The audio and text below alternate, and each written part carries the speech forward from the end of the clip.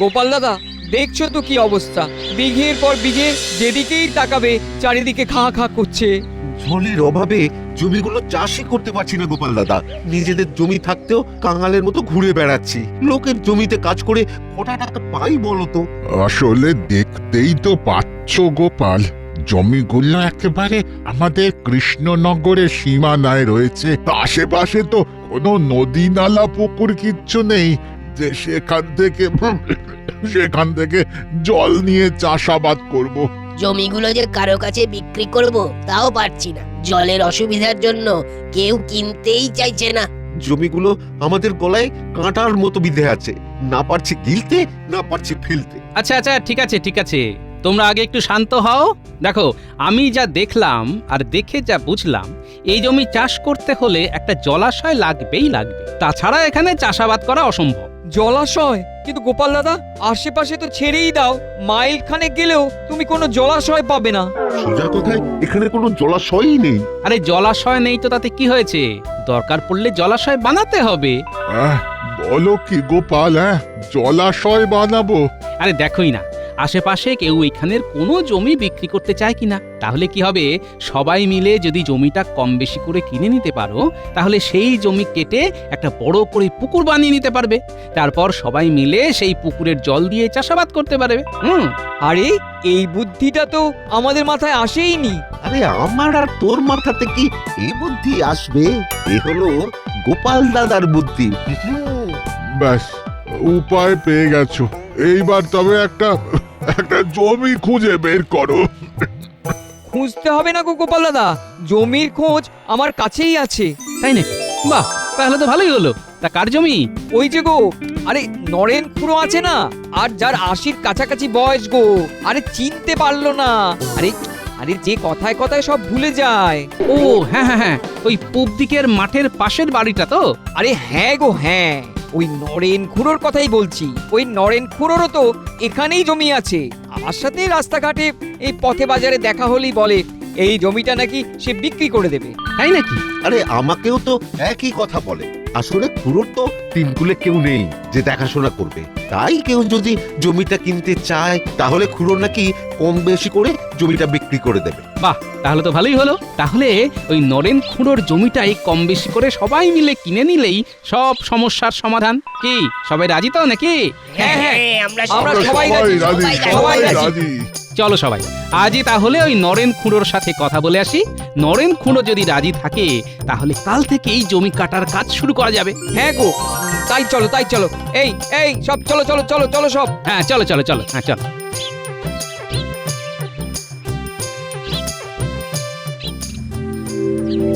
এই তাহলে মন্ত্রী মশাই, আপনার হলো 2 কেজি আলু, 1 কেজি ডাল আর 10 কেজি চাল, মোট 50 আনা। শোন, এই 20 আনা রাখ, বুঝলি? বাকি 30 আনা পরে দেবো। মন্ত্রী মশাই, প্রত্যেকবার আপনি পরে দেবো বলে জিনিস নিয়ে চলে যান, কিন্তু পরে আর দেন না। এভাবে চললে আমরা ব্যবসা কিভাবে করব বলুন তো? হ্যাঁ, মহারাজ বলছিলেন যে পথের আশেপাশে যত দখলদারি দোকান আছে সবগুলোকে উচ্ছেদ করে দিতে। বুঝলি, আমি এতদিন মাথা ঘামাইনি, কিন্তু এবার মনে হচ্ছে মাথাটা ঘামাতেই হবে। তারপর দেখি কে কেমন ব্যবসা করে। আরে মন্ত্রী মশাই, আমি তো এমনি বলছিলাম, আপনার যখন ইচ্ছে তখন দেবেন, না দিলে না দেবেন, এটা তো আপনারই দোকান, বলে না? পথে এই যে হারান, আমাকে 5 কেজি চাল দে তো বাবা। আরে নরেন খুড়ো, তুমি তো গতকালই 5 কেজি চাল নিয়ে গেলে, এর মধ্যে শেষ করে ফেলে। ও, গতকালই নিয়ে গেছি না, বয়স হয়েছে তো সব ভুলে যাই। কিন্তু আমি তাহলে এখন তোর দোকানে এলাম কেন? সে আমি কি করে জানবো? তুমি এসেছো, তুমি জানো। কি জানি কি নিতে এসেছি, মনে পড়ছে না। যাই, বাড়ি ফিরে যাই, মনে পড়লে আবার আসবো। হ্যাঁ, তাই যাও, সাবধানে যাও। বললেন মন্ত্রী মশাই, এই নরেন খুড়োর এককালে প্রচুর সম্পত্তি ছিল, কিন্তু 3 কুলে কেউ তো নেই, তাই আশেপাশের লোকে যে যেমন পেরেছে বলে লুটে পুটে খেত। আর খুড়োরও তো বয়স অনেক হয়েছে, তাই পুরনো কথা কিছু মনেও রাখতে পারে না। শুনেছি এখনো নাকি কৃষ্ণনগরের সীমানায় বেশ খানিকটা জমি আছে। দেখুন না সে কথাও বুড়োর মনে আছে কিনা। বাবা, এ তো দারুণ খবর। হ্যাঁ, সবাই যখন লুটে পুটে খেয়েছে, আমি কেন বাদ যাই? হ্যাঁ, খোঁজ লাগাতে হবে মন্ত্রী, জোর কদমে খোঁজ লাগাতে হবে। আর এই কাজ বটা ঘটা ছাড়া কেউ পারবে না।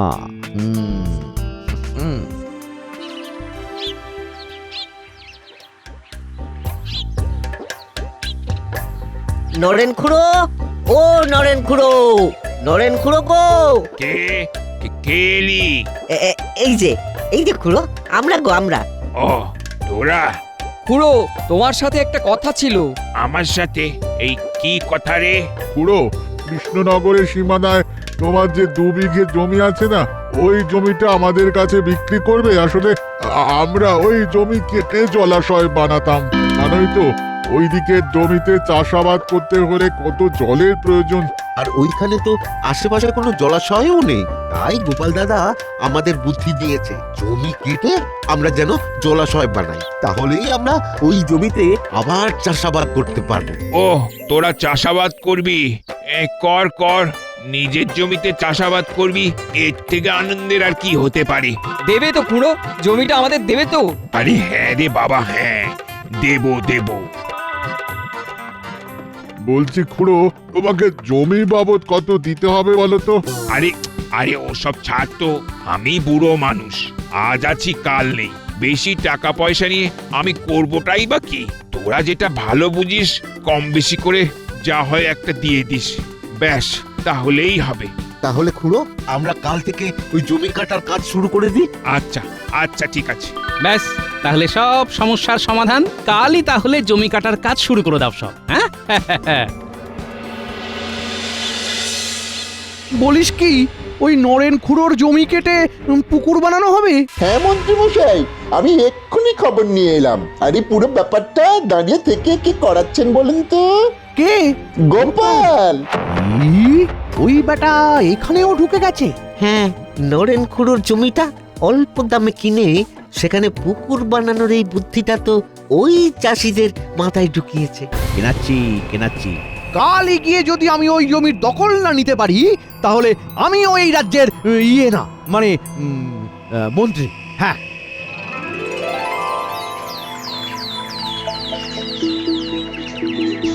নরেন খুড়ো, তোমার সম্মতি নিয়ে এবার তাহলে আমরা জমি কাটার কাজ শুরু করছি কিন্তু। হ্যাঁ হ্যাঁ হ্যাঁ হ্যাঁ, শুরু কর শুরু কর। দাঁড়াও। মন্ত্রী মশাই, মন্ত্রী এখানে? হ্যাঁ, আমি। এ জমি আমার। কার অনুমতি নিয়ে তোমরা এ জমি কাটতে চলেছো? হ্যাঁ, তোমাদের এত বড় সাহস হয় কিভাবে? এই জমি মন্ত্রী মশাইয়ের? হ্যাঁ, কিন্তু এই জমিটা তো নরেন খুড়োর নামে। ছিল, কিন্তু এখন আর নেই। কারণ বহু বছর আগে নরেন খুড়ো আমার বাবা শ্রী শ্যামচন্দ্রের থেকে এই জমি বন্ধক নিয়ে বেশ কিছু অর্থ ধার নিয়েছিল।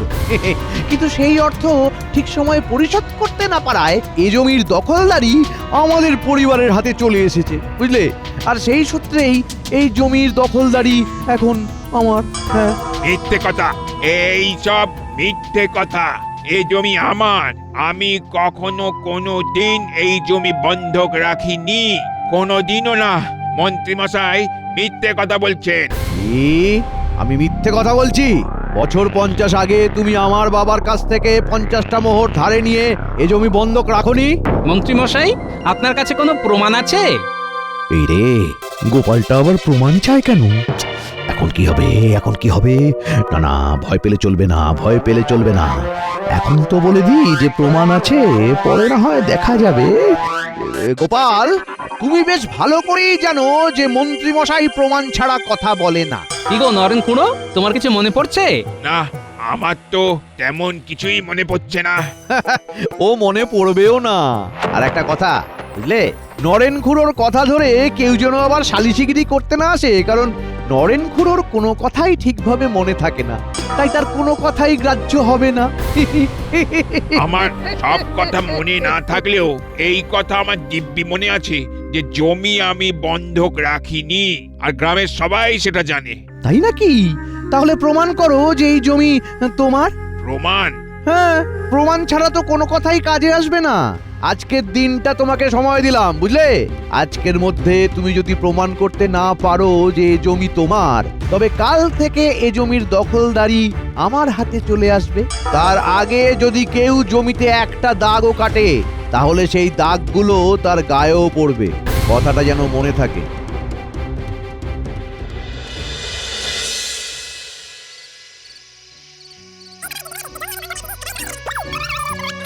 নরেন খুড়োর কথা শুনে আমি এতটুকু নিশ্চিত যে ওই বেটা মন্ত্রী ইচ্ছে করে এই জমিটা হাতিয়ে নেবার ফন্দি করছে, কিন্তু সেটা প্রমাণ করব কিভাবে? না, আর হাত পা গুটিয়ে বসে থাকলে তো চলবে না। ওই মন্ত্রীকে জব্দ করতে আমাকেই কিছু একটা করতে হবে।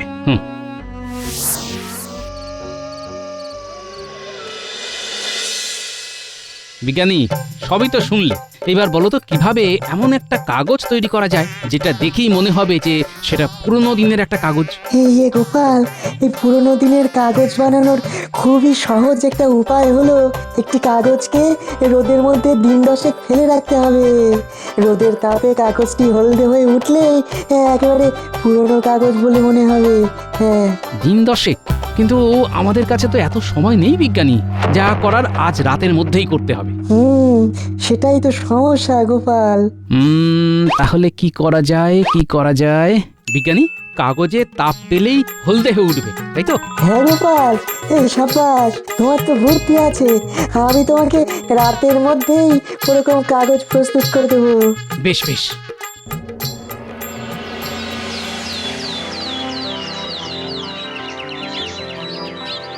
নরেন খুড়ো, মন্ত্রী মশাইকে খবর দিন আপনি জমিটা দিতে রাজি। ওভাবে তাকানোর কিছু নেই, আমি যা করছি দেখে যাও তোমরা।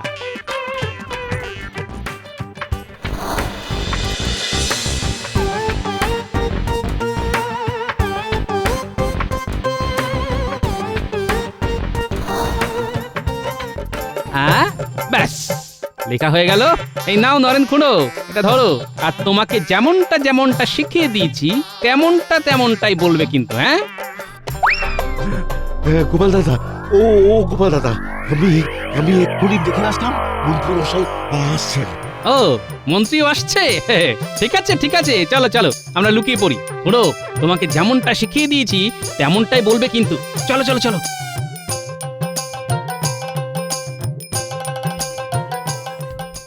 কি নরেন খুড়ো, জরুরি খবর পাঠালে কেন? কি বলবে? দেখো, আর যাই বলো, প্রমাণ দিতে না পারলে কিন্তু ওই জমি আমার। সে কথা আমি জানি মন্ত্রী মশাই, মিথ্যের আশ্রয় আমি আর নেব না। আমি সত্যি আপনার বাবার কাছ থেকে জমিটা বন্ধক রেখে 50 মোহর নিয়েছিলাম। আরে, এ বুড়ো বলে কি?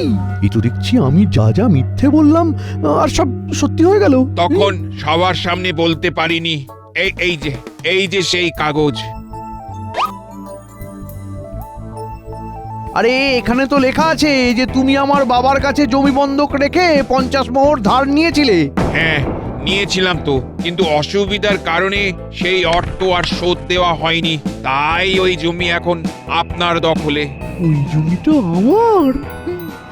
বাবারে বাবারে বাবা, এই তো দেখছি মেঘনা চাইতেই জল। তবে একটি অনুরোধ ছিল মন্ত্রী মশাই। কি অনুরোধ? আমি কিন্তু জমি ফেরত দিতে পারবো না, আগেই বলে দিলাম নরেন খুড়ো। না, আমি যে কথা বলছিলাম, আমার বাবা মানে শশীভূষণ ডাকাতের ভয়ে ওই জমিতে একটা কলসি লুকিয়ে রেখেছিল, যাতে অনেক হিরে জহরত মণি মাণিক্য ছিল। হ্যাঁ, গুপ্তধন? জমির সাথে আবার গুপ্তধন? এসব কি হচ্ছে আমার সাথে? এই খুড়ো, কোথায় গো? হ্যাঁ, কোথায় আছে সেই গুপ্তধন? বলো বলো বলো বলো বলো, আমাকে বলো, আমাকে বলো। ওটাই তো সমস্যা মন্ত্রী মশাই, জমির ঠিক কোথায় ওই কলসিটা আছে সেটা ঠিক আমি জানি না। তাই তো ওদেরকে দিয়ে বুদ্ধি করে জমিটা খুঁড়িয়ে নিচ্ছিলাম, যাতে ওরা জমিটা খুঁড়তে খুঁড়তেই আমি কলসিটা পেয়ে যাই। কিন্তু কোথায় আর কি হলো? দেখো দেখো নরেন খুড়ো, এখন ওই জমি আমার, তাই ওই গুপ্তধনও কিন্তু আমার। হ্যাঁ, আমার। সে তো আমি জানি, কিন্তু এত বড় একটা কথা আপনাকে আমি জানালাম, তাই কিছু তো প্রাপ্য থাকেই। প্রাপ্য? কিসের প্রাপ্য? হ্যাঁ, কিসের? না না, তেমন কিছু নয়। আমাকে ওই গুপ্তধনের কলসি থেকে এই একটা কিছু দেন, আমার একটা কিছু হলেই হয়ে যাবে। আসলে আসলে বাপ ঠাকুরদার আমলের জিনিস তো, পরিবারের স্মৃতি হিসেবে রেখে দিতাম। এই মানে দেখুন মন্ত্রীমশাই, আমি না জানালে আপনি কিন্তু জানতে পারতেন না, তাই তাই এইটুকু আবদার আমি করতেই পারি। আচ্ছা, ঠিক আছে ঠিক আছে ঠিক আছে, সেসব না হয় পরে হবে খন। সবার আগে শোনো, সবার প্রথমে আমাকে আগে পুরো জমিটা কাটাতে হবে, তবেই ওই গুপ্তধন আমি পাবো। কিন্তু ওই অত বড় জমি কাটানোর লোক পাবো কোথায়? আমার কাছে এখন তেমন অর্থ নেই, কি যে করি। আরে মন্ত্রীমশাই, আপনি এত চিন্তা করছেন কেন? ওই চাষিগুলো তো আছেই, ওদেরকে দিয়েই জমিটা বুদ্ধি করে কাটিয়ে নিন। হ্যাঁ, কিন্তু ওরা শুধু শুধু কেন জমিটা কাটতে রাজি হবে? যদি আমার কাছে জমিটা চেয়ে বসে তখন? জমি চাইলে জমি দিয়ে দেবেন। দেখুন, জমি কেটে গুপ্তধন পাবেন, জমি নিয়ে ধুয়ে জল খাবেন। আরে সত্যি তো, সত্যি, এটা তো ভাবিনি আমি। মন্ত্রীমশাই, এমনি এমনি তো আমার চুলগুলো পাকেনি, বয়সটা তো হয়েছে।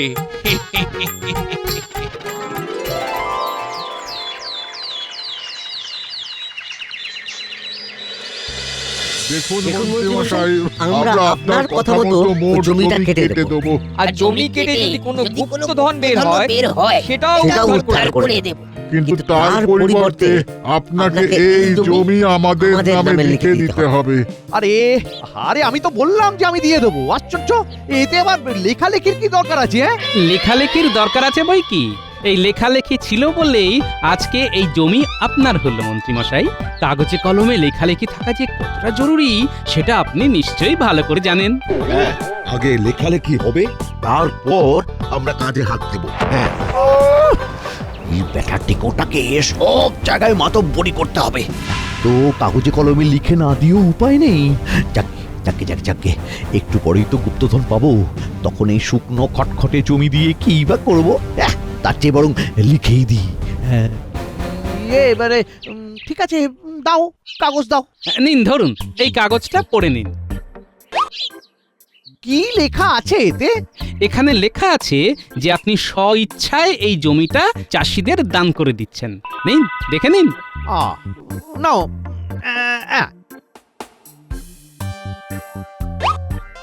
করে দিয়েছি। এবার সবাই সবাই কাজে হাত দাও, কাজে হাত দাও। আরে কাজে হাত দাও।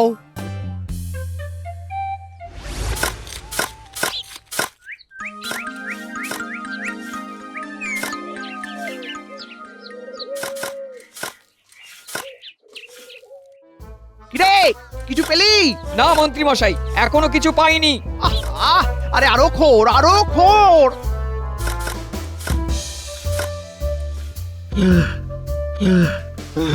মন্ত্রীমশাই অনেক খুঁজলাম, কিন্তু কোনো গুপ্তধন পেলাম না। হ্যাঁ, পেলি না মানে?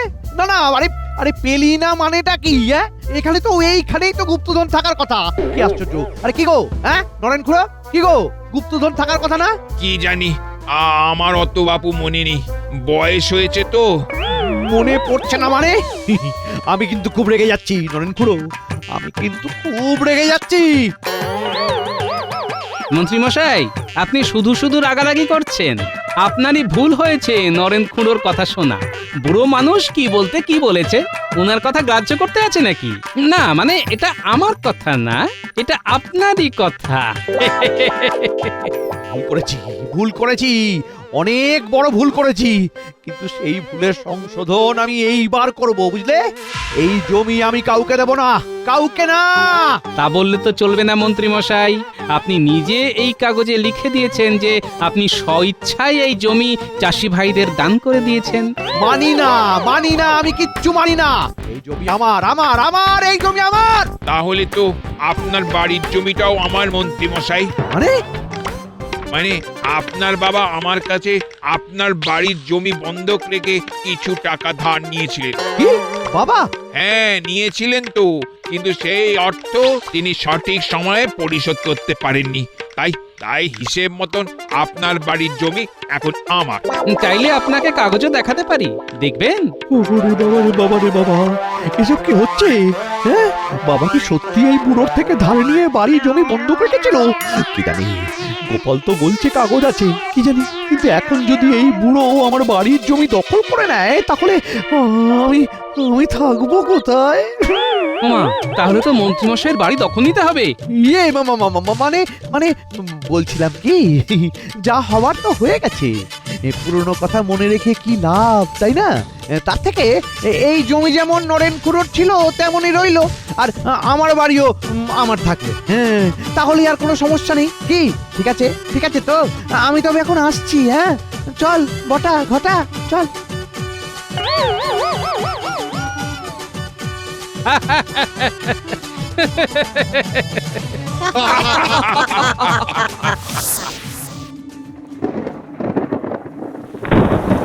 আরে, মন্ত্রীমশাইয়ের চোখের জল তো বৃষ্টির আকারে তোমাদের সমস্ত সমস্যার সমাধান করে দিল।